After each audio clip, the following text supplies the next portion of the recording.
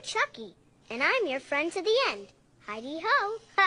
Hi mga ka-twin bakers, samahan niyo ako sa naging ganap namin kahapon. So ito na nga, inaayusan ko yung anak ko kasi nga meron silang Halloween trick or treat sa school na ginanap kahapon. So akala ko nga any kind of outfit siya basta wala lang vampire or witch. Kaya ginawa ko siyang Chucky. Supposed to be, ang team lang sana nila ay magical, biblical, or Disney characters. Kaso nga nakabili na ako ng damit niya. Pero syempre, pinagpaalam ko pa din kay ma'am na ganito yung susuotin niya. So hindi ko na lang siya nilagyan ng props or anything like kutsilyo. Para cute lang siya tignan at hindi nakakatakot. So dito nga nilagyan ko lang siya ng highlight sa buhok niya. Color pink pa nga yung nabili ko kasi nga walang orange na available. Kaya bumili na lang ako ng hair color spray na okay naman gamitin para sa mga bata. Hindi naman siya nakaka-irritate gamitin. At in fairness, ang bango niya. So dito pinulbusan ko na siya at nilagyan ng lipstick. At dito nga nilagyan ko siya ng mga stitches. Kasi nga may ganitong kinemes si Chucky. So yung ginamit ko dito yung para sa eyeliner. Tapos naglagay din ako ng lip gloss para magkaroon ng effect ng blood. So ito na nga, ready na si Chucky para maglasik ng lagim. Charis. So before 9 o'clock na yung call time namin sa school. Kasi nga may foot parade sila papunta ng LGU. So Spider-Man naman yung atake ng pinsan niya. Kahit tayong mga nanay, aminin natin, alam natin na na-excite din tayo sa mga ganitong okasyon. Kasi nga hindi naman natin naranasan yung ganitong event nung maliliit pa tayo. At once in a year lang talaga siya ginagana. Sa isip ko pa nga para lang to sa mga mayayaman or uso lang yung mga ganito sa ibang bansa. Kaya nakakatuwa sa pakiramdam na naranasan namin yung ganitong event. Hindi lang yung mga anak namin na natutuwa, pati na din kaming mga nanay na na-excite na ayusan sila. So dito nga sa LGU yung unang stopover namin. Dito nga kami unang manghihingi ng mga treats. So sobrang daming mga candies ngayong mga